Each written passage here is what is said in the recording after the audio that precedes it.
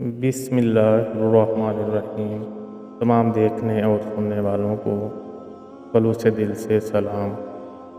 دعا ہے اللہ تعالیٰ آپ کی زندگیوں کو خوشیوں سے بھر دے۔ ایک مرتبہ حضرت خضر علیہ السلام دریا کے کنارے بیٹھے تھے۔ اتنے میں کسی سائل نے آ کر ان سے سوال کیا کہ میں آپ سے اللہ کے واسطے سوال کرتا ہوں، مجھے عنایت فرمائیے۔ یہ سن کر حضرت خضر علیہ السلام پر بے ہوشی طاری ہو گئی۔ جب کچھ ہوش آیا تو فرمانے لگے، بھائی میں تو صرف اپنی جان اور مال کا مالک ہوں۔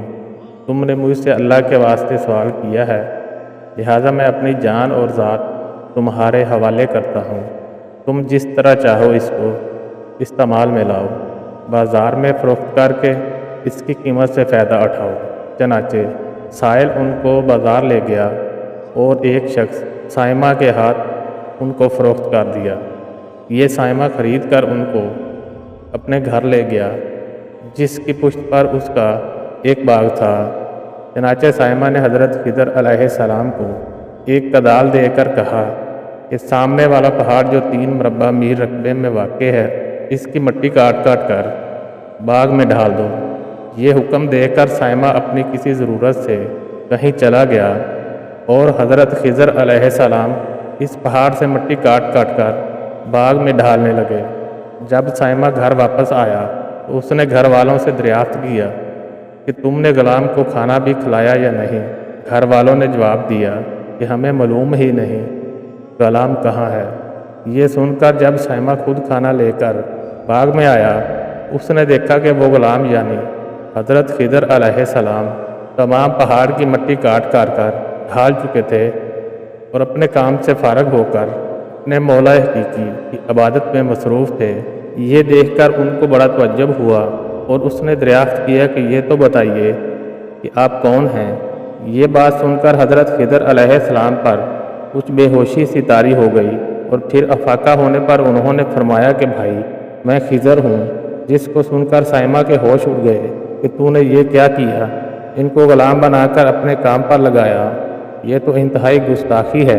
پھر یہ سوچنے کے بعد سائمہ نے توبہ کی اور پروردگار سے عذر خواہی کے ساتھ حضرت خضر علیہ السلام کو آزاد کر دیا اور اللہ کی بارگاہ میں عرض کیا کہ اے رب العالمین، مجھ سے اس کا مواخذہ نہ کیجیے گا کیونکہ میں ان کو نہیں جانتا تھا۔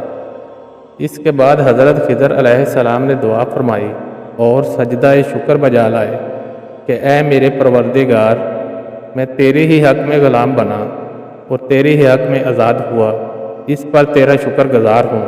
بعد ازاں واپسی کی اجازت لے کر جب دریا پر واپس آئے تو دیکھا ایک شخص کھڑا دعا مانگ رہا ہے کہ اے میرے رب، حضرت خضر علیہ السلام کو غلامی سے رہائی عطا فرما دے اور ان کی توبہ قبول فرما لے۔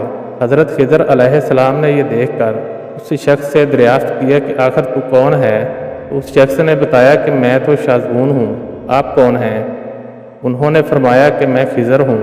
اس کے بعد شاذون نے کہا، اے خضر علیہ السلام، آپ نے اپنے رہنے کے لیے مکان بنا کر دنیا طلب کی ہے، کیونکہ حضرت خضر علیہ السلام کا دریا کے کنارے پر ایک عبادت خانہ تھا۔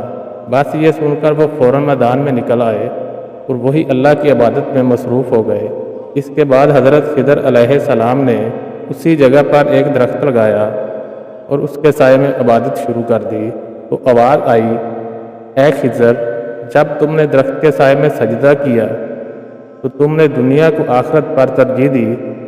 پھر فرمان ہوا، مجھے اپنی عزت اور جلال کی قسم ہے، مجھے دنیا کی محبت میں رضامندی نہیں ہے۔ اس کے بعد حضرت خضر علیہ السلام نے شاذون فرشتے سے کہا کہ اے شاذون، دعا کرو کہ اللہ تعالیٰ میری توبہ قبول فرمائے۔ چنانچہ شاذون نے دعا کی اور اللہ نے شاذون کی برکت سے حضرت خضر علیہ السلام کی توبہ کو قبول فرمایا۔ خدا کے برگزیدہ بندے اسی حالت میں رہتے ہیں جو اللہ کو منظور ہو۔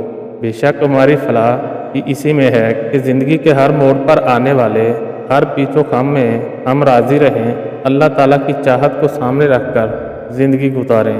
دعا ہے اللہ تعالیٰ ہمیں اس موقع سے سبق حاصل کر کے نیک بننے کی توفیق عطا فرمائے۔ آمین یا رب العالمین۔